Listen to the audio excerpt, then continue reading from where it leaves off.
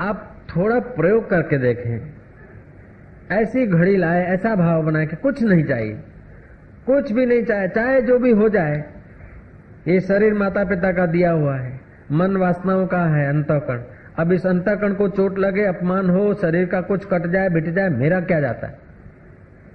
मेरे को कुछ नहीं चाहिए, कुछ नहीं चाहिए। जितना गहराई से आपका अनुभव होगा उतना आपके अंदर अथाह बल, अथाह सामर्थ्य, अथाह सुख छलकने लगेगा। ऑफिस में जाते हैं, अपना स्वार्थ नहीं होता, गांव का या पड़ोस के कल्याण के लिए आप बात करते हैं, तो आपके चित्त की धड़कन एक प्रकार की होती है, और आपको उसमें मान चाहिए, पद चाहिए या कोई ऐहिक लाभ चाहिए, तो आपके चित्त की दशा बहुत नीची होती है, आप गिड़गिड़ाने लगते हैं। और जिस समय आदमी के चित्त में चाह पैदा होती है, उस समय आदमी लघु हो जाता है, छोटा हो जाता है। और जिस क्षण चाह नहीं, उस क्षण अपने को ऊंचा महसूस करता है। ज्ञानी की चाह सदा के लिए निवृत्त हो गई, उसलिए ज्ञानी हर इज्जत वाले से ऊंची इज्जत ज्ञानी की होती है।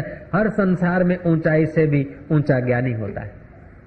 तो यहाँ अष्टावक्र मुनि कहते हैं, कर्ता समाधि है नहीं जिसमें नहीं विक्षेप है। उस तत्व में, उस शुद्ध स्वरूप में विक्षेप नहीं तो समाधि क्या करे? वो समाधि कर रहा है सो कर रहा है, भोजन कर रहा है सो कर रहा है।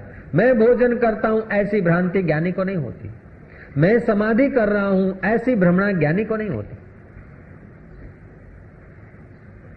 थातु कोई ने ध्यान हशे तो तेनु प्रारब्ध तेवु हशे, मरतु कोई ने बलून हशे तो तेनु प्रारब्ध तेवु हशे।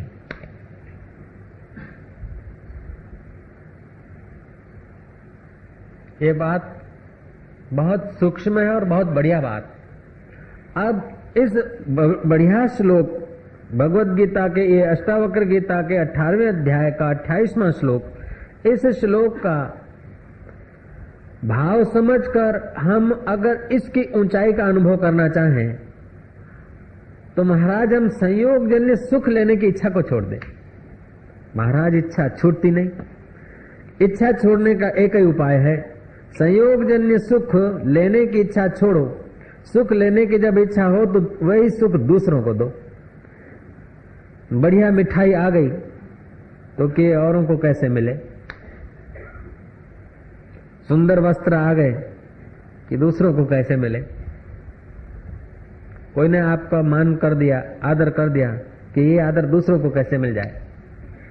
आप इनको दान कर दो।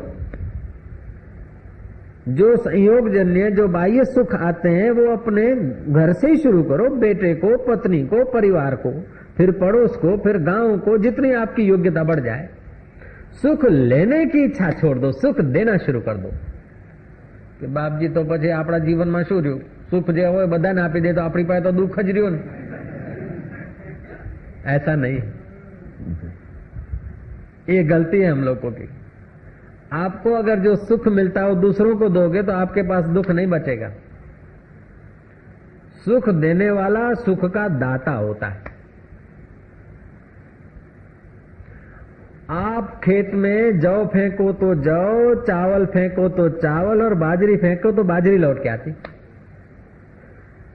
ये कलयुग नहीं करयुग है। एक हाथ ले और एक हाथ दे, सुबह कर और शाम को ले। जय जय। ये मियां कलयुग नहीं करयुग है। राम तीर्थ सुनाते हैं भजन।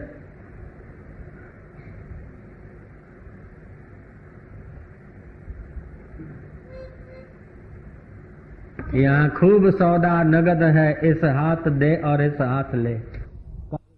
ये बुरा सोचो फिर देखो चित्त में क्या होता है। दूसरों के लिए भलाई सोचो, दूसरों को सुख देना का विचार सोचो, दूसरों को ईश्वर देखना शुरू कर दो, लोग आपको ईश्वर देखने के लिए बाध्य हो जाएंगे। दूसरों को बेवकूफ देखना सोच लो, आपको भी लोग बेवकूफ मानने लग जाएंगे। अगर विश्वास नहीं तो करके देख लो।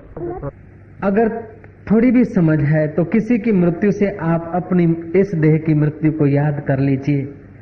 किसी के धन क्षय से आपका भी कभी धन क्षय हो सकता है। किसी का जवानी क्षीण हो गई है तो आपकी भी जवानी क्षीण हो सकती है, होगी ही। किसी का बेटा जाता है, किसी का बाप जाता है, तो आपका भी कोई न कोई कभी न कभी जाने वाला ही है। जो कभी न जाए उस राम से अगर तुम्हारी मुलाकात हो जाए तो बेड़ा पार हो जाएगा।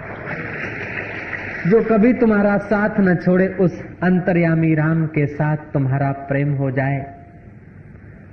अरे जरूरी नहीं कि प्रेम साधु कर सकता है, त्याग साधु ही कर सकता है, ये जरूरी नहीं है। त्याग तो गृहस्थी वेश में भी कर सकता है, साधना तो गृहस्थी भी कर सकता है। गृहस्थी वेश में भी कोई साधु हो सकता है, साधु वेश में भी कोई साधु हो सकता है, सम्राट के वेश में भी कोई साधु हो सकता है, भिखारी के वेश में भी कोई साधु हो सकता है। साधु कोई साधु वेश की ही प्रॉपर्टी नहीं है।